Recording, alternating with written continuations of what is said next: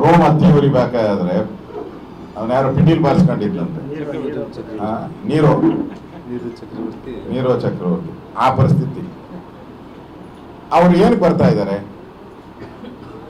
ಯಾರೋ ಅವನು Joseph, Tamil Nadu Joseph ಅವರು ಏನಕ್ಕೆ ಬರ್ತಾ ಇದ್ದಾರೆ? CM ಅವರು ಏನ್ ಚರ್ಚೆಯಲ್ಲಿ ನೀವು ಬಂದು ಅವರು ವಿಧಾನಸೌಧಕ್ಕೆ ಬಂದು ನಮಗನ್ಸ್ತತೆ ಒಂದು 10 ರಿಂದ 15 ಕೋಟಿ ಖರ್ಚಾಗ್ತದೆ. ಯಾಕಂದ್ರೆ ಫಿಲಮ್ ಆಕ್ಟರ್ ಅವರು ಸ್ವಲ್ಪ ಆ ಕಡೆ ತಮಿಳ್ ಬೆಲ್ಟ್ ಎಲ್ಲ ಜಾಸ್ತಿ ಇದೆ ನಮ್ಮ ಬೆಂಗಳೂರಲ್ಲಿ, ಆ ಕಡೆ ಅವರೆಲ್ಲ ಬರ್ತಾರೆ. ಅದರಿಂದ ಖರ್ಚಾಗ್ತೈತೆ, ಭಾಳ ಹಣ ಖರ್ಚಾಗ್ತೈತೆ ಸೆಕ್ಯೂರಿಟಿ ರೀಸನ್. ಬಂದ ಮೇಲೆ ಅವ್ರು ಬಂದು ಮೇಕೆದಾಟು ಯೋಜನೆಗೆ ನಂದೇನು ಸಮಸ್ಯೆ ಇಲ್ಲ, ಈಗಾಗಲೇ ಕೇಂದ್ರ ಸರ್ಕಾರ ಇಷ್ಟು ದಿನ ಕೇಂದ್ರ ಸರ್ಕಾರ ನಮಗೆ ಬೆಂಬಲ ಮಾಡ್ತಾ ಇಲ್ಲ ಅಂದರು. ಪಾರ್ಲಿಮೆಂಟಲ್ಲೇ ಅನೌನ್ಸ್ ಮಾಡಿಬಿಟ್ರು ನಮ್ಮ ಕೇಂದ್ರ ಸರ್ಕಾರ, ನಾವು ಇದಕ್ಕೆ ಗ್ರೀನ್ ಸಿಗ್ನಲ್ ಕೊಟ್ಟಿದ್ದೀರಿ, ಶುರು ಮಾಡಿ, ನಮ್ದೇನು ಅಭ್ಯಂತರ ಇಲ್ಲ ಅಂತ ಕೇಂದ್ರ ಸರ್ಕಾರ ಹೇಳ್ತಾರೆ.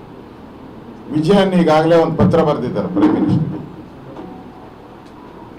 ಮೇಕೆದಾಟುಗೆ ನಮ್ಮ ವಿರೋಧ ಇದೆ, ಪ್ರೈಮ್ ಮಿನಿಸ್ಟರ್ಗೆ ಮಧ್ಯೆ ಪ್ರವೇಶ ಮಾಡಿ ಸ್ಟಾಪ್ ಮಾಡಬೇಕು ಅಂತೇಳಿ ಜೋಸಫ್ ಅವರು ಬರೆದಿದ್ದಾರೆ.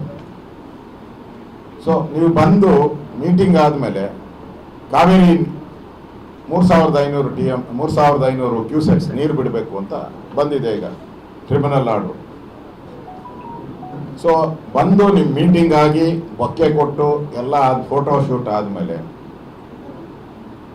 ತಮಿಳುನಾಡಿನ CM ಜೋಸಫ್ ಅವರು ಏನಂತ ಅನೌನ್ಸ್ ಮಾಡ್ತಾರೆ? ನಾನು ಮೇಕೆದಾಟಿಗೆ ಅಬ್ಜೆಕ್ಷನ್ ಮಾಡಲ್ಲ, 3500 ಕ್ಯೂಸೆಕ್ಸ್ ನೀರಿಗೆ ಇವಾಗ ಸದ್ಯಕ್ಕೇನು ಬೇಕಾಗಿಲ್ಲ, ಬೇಕಾದಾಗ ನಾನು ಕೇಳ್ತೀನಿ, ನಿಧಾನದಾಗ ಬಿಡಿ ಹೇಳ್ತಾರೆ ಅವರು.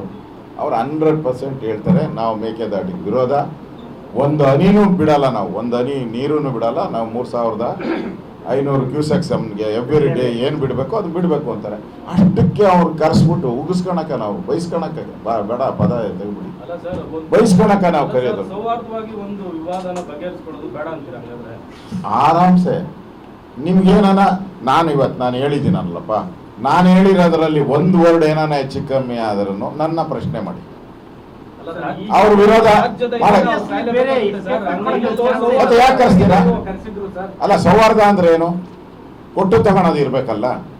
ಏನಾನ ಕೊಟ್ಟು ತಗೊಳೋದು ಏನಿದೆ ಇಲ್ಲಿ? ತಗೊಂತಾರ ಹೇಳಿ. ಸರ್, ಈ ಹಿಂದೆ ಕೂಡ ಜಗದೀಶ್ ಶೆಟ್ಟರ್ CM ಇದ್ದಾಗ ಜಯಲಲಿತಾ ಅವ್ರನ್ನ ಕರೆಸಿ ಇದೇ ರೀತಿ ಒಂದು ಪ್ರಯತ್ನ ಮಾಡಿದ್ರು ಸರ್. ತಪ್ಪೇನಿದೆ?